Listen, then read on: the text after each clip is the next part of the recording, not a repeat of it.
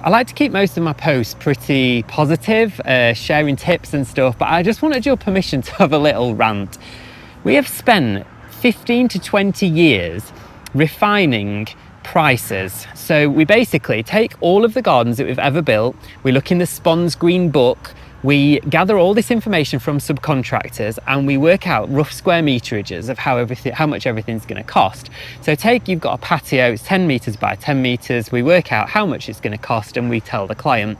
We call them budget allocations, and it's meant to help people understand roughly what it's going to cost to build this garden, and they're usually very accurate.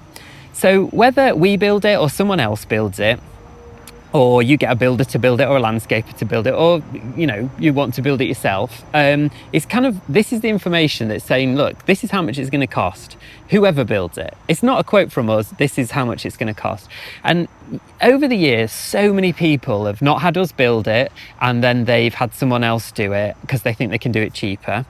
And then they come back to us and go, do you know what, I really regret that, because actually it was this much less. Or we've had a project and it was like 250 grand they spent on the garden, and we were like, in these budget allocations, just £2,000 out on our guesswork. I mean, that's pretty incredible. I said to someone a few years ago, this garden's going to cost you 50k to build, and it cost 49,700 because they had the spreadsheet. And the reason I'm frustrated is because I can't get people to believe the numbers that I'm putting out there, because they're crazy. 50 grand on a garden, 200 grand on a garden, they're big numbers to people. And when we add everything up, including the furniture, the fire pit, the screws that go in the decking, the cushions that I want to use on the outdoor sofas, I add everything in there. I even add in how much more you're going to spend on water, because you're going to be watering your garden in the first year. We put in crazy things like, the outdoor toilet that everyone forgets to add in, the preliminaries that people always guess at, the tidying up and washing down at the end of the job that you get charged extra for or that no one's bothered about doing, cleaning up after the electricians, for example.